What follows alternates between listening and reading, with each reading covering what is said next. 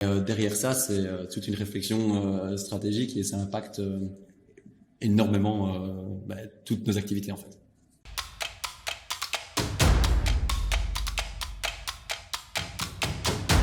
C'est clair. Ouais, donc, tu refais le rebranding. C'est pas quand même quelque chose qu'on fait tous les 4 matins.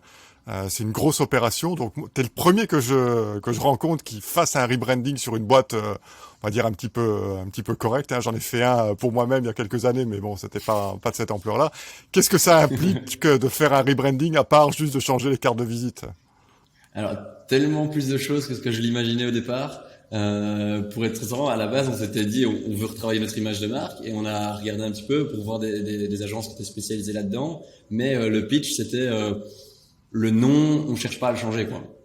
Parce qu'il y a un attachement émotionnel, etc. Mais on dit, il y a aussi, voilà, on commence à avoir une communauté de gens qui connaissent un petit peu la plateforme aussi. C'est un risque. Notre premier canal d'acquisition, on pourra en parler plus en détail si tu veux, mais c'est le référencement sur Google, le SEO. Et donc, ça aura un impact parce qu'on a une plateforme qui a une certaine autorité aussi pour Google. Donc, ça va avoir un impact alors que c'est notre premier canal d'acquisition. Donc, on se dit le nom, c'est pas à qui qu'on va le changer. Après, dans les discussions, on s'est rendu compte que vraiment c'était vraiment nécessaire.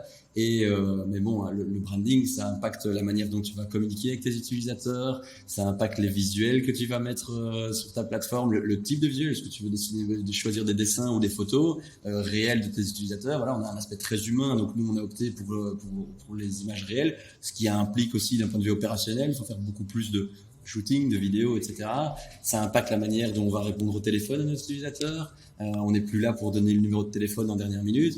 Ça impacte le logo, le nom, il faut changer. Il y a plein de petits détails aussi. Hein. Là, en même temps que je te parle, ils sont en train de réenregistrer le voicemail quand quelqu'un, enfin le message d'enregistrement quand quelqu'un va téléphoner ici, parce que voilà, il y a plein de petits détails aussi.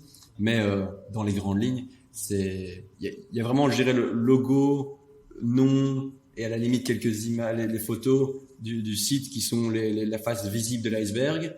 Mais derrière ça, c'est toute une réflexion stratégique et ça impacte énormément toutes nos activités en fait.